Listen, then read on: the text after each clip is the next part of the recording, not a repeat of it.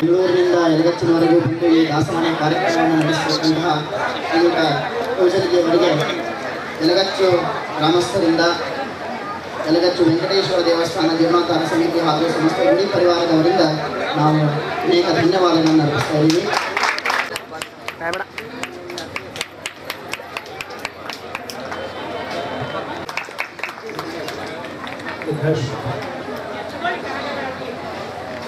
ಪರವಾಗಿ ಸತ್ಕಾರ ಮಾಡ್ತಾ ಇದ್ದಾರೆ. ಭಗವಂತನ ಅನುಗ್ರಹವನ್ನು ಈ ಸಂದರ್ಭದಲ್ಲಿ ನಾವು ಹೇಳ್ತಾ ಇದ್ದೇವೆ. ಇದು ವಿಶೇಷ ವಾಕ್ಯ ಅಂತ ಹೇಳಬೇಕು. ಅವರು